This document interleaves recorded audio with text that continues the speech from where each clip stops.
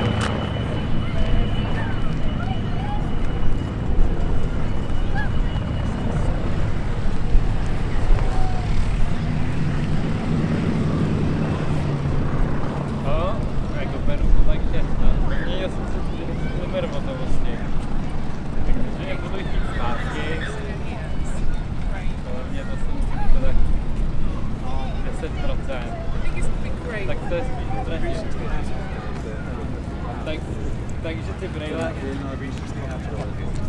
ty brejle a čepici jsou z těch 40 liber, utratil, jsou taky utratil lejde. Co mám na kartě, to vypí.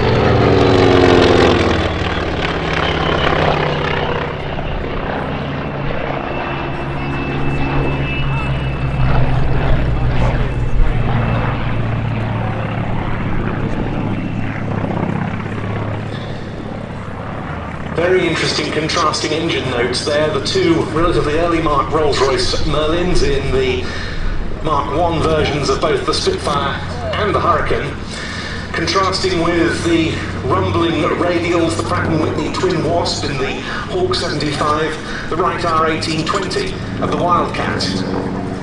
They remain on the wings of the Spitfire.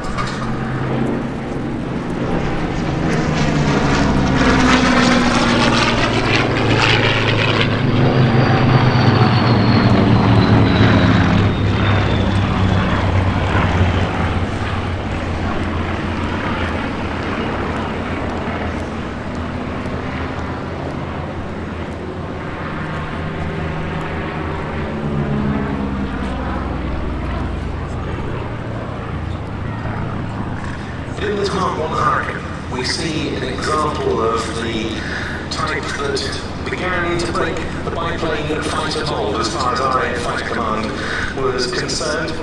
Very much a development of the earlier Hawker biplane line in some design and construction aspects, but an enormous advance in other ways. The first operational RAF aircraft with a top speed in excess of 300 miles an hour.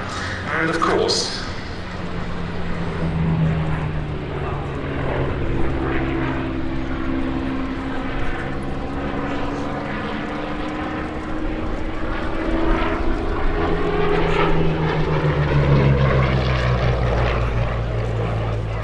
a design that when it was first proposed by Hawker's legendary Sidney Cam was intended from the outset to use Rolls-Royce's new PV-12 engine, which was to become the Merlin.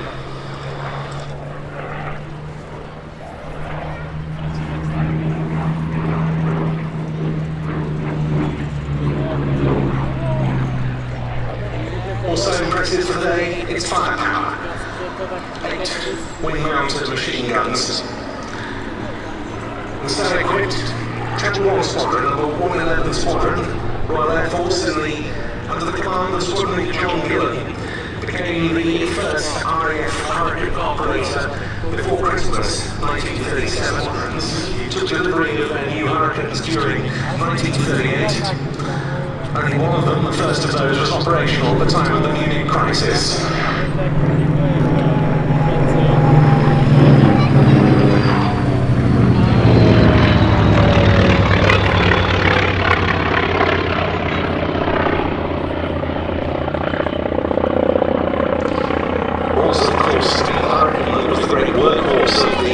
Battle of Britain, available in greater numbers than the Spitfire.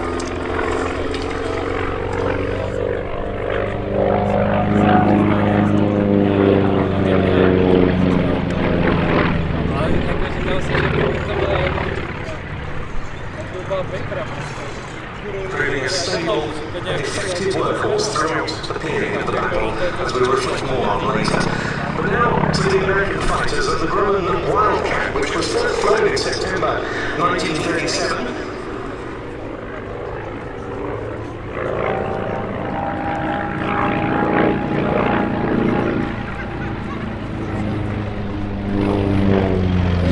Again, what we see here was an airplane that, as far as the US Navy this time was concerned, represented a significant first.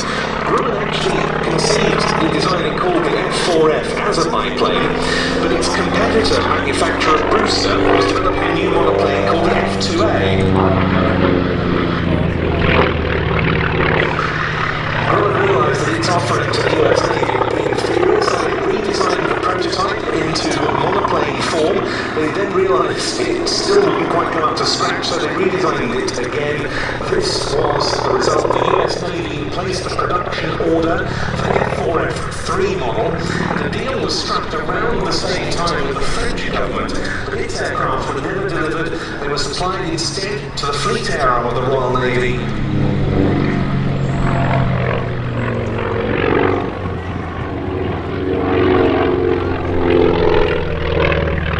And it was in 1940 that our very own fleet air arm was the first operator to use the Wildcat in anger, known at that stage by the British as the Martlet. They were in fact the only American-built aircraft to see combat in the Battle of Britain officially, these being the Martlets of 804 Squadron.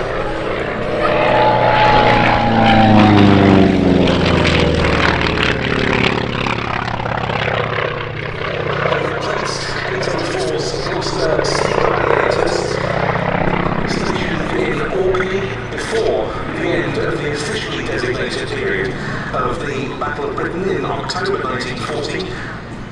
It wasn't until Christmas Day that year that the type's first kill occurred when a Martlet shot down a Luftwaffe UAT over Scapa Flow. As the Wildcat clears the remaining two aircraft running in.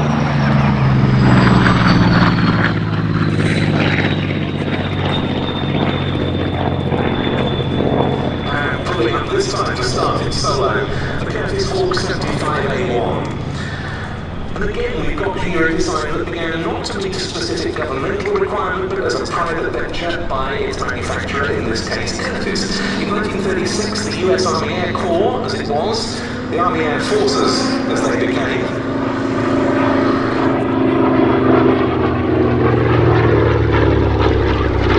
held a competitive fly-off to find a new monoplane fighter. It was a toss-up between the Curtiss design, the P-36, and one from the Seversky company, the P-35. In fact, Seversky won the day, but that aircraft was considerably more expensive per unit.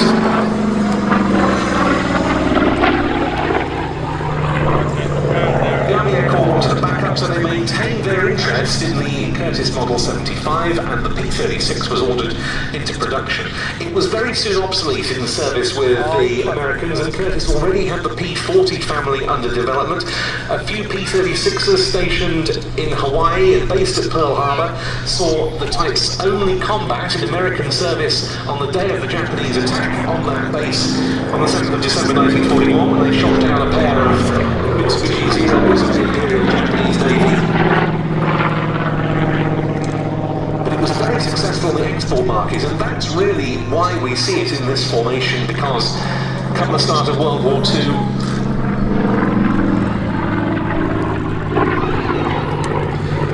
75 was ordered for France's Armée de l'Air. It became their standard fighter of the early war period alongside two French-built aeroplanes, the Morin-Saunier MS-406 and the Duxford D520, and the first Allied aerial victories on the western front of World War II involved Hawks shooting down Messerschmitt Bf-109s of the Luftwaffe on the 8th of September 1939. Indeed, this was probably the best French fighter of the Battle of France. 7 pilots of Hawk 75s with the French achieved a status.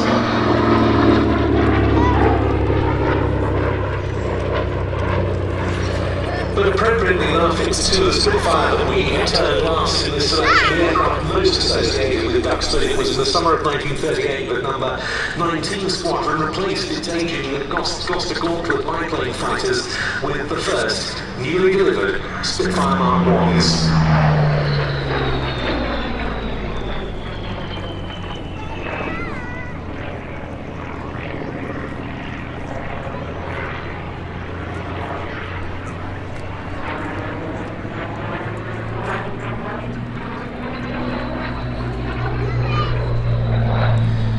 The sort of advancement in the state of the fighter art that we've been talking about in this 1938 formation sequence is typified by number 19 Squadron's transition from the Gauntlet to the Spitfire, which occurred here. Gordon Sinclair was a pre-war pilot with number 19 Squadron. He started out in 1937 on the Gauntlet. He went on to claim 5 kills with 19 during the Dunkirk evacuation at the Battle of Britain, being awarded the Distinguished Flying Cross. And he was one of its very first Spitfire pilots. Talking some years ago to an IWM researcher, he described his first experiences of the Spitfire when they were delivered to number 19 Squadron here from August 1938. A total change. It had approximately 100 miles an hour change. And it was a totally different sort of machine. I must admit, I didn't terribly like the Spitfire to begin with. But then I had a reason not to, because the first flight I ever did in one, I turned upside down on the aerodrome landing, and I really gave me an inborn fear of it. It took me quite a lot of hours to get over that. But a lot of other people, like James Card, were doing what we call Oswald twistles and things like that over the aerodrome. The first flight, it took them back to water. But it was a wonderful aeroplane. There's no question about that. It looked right. But tactically, from the point of view of fighting, we didn't know any difference because we didn't know how to fight in a gauntlet. Nobody told us. And indeed, the change in fighter tactics during this period to take best advantage of new monoplane fighters like the Spitfire was considerable as well, certainly in the RAF. Sergeant, later Wing Commander George Unwin was another of number 19 Squadron's first Spitfire pilots. By the end of 1940, he shot down 14 enemy aircraft and he was awarded the Distinguished Flying Medal and Bar. He, a few years ago, outlined how that tactical development took place.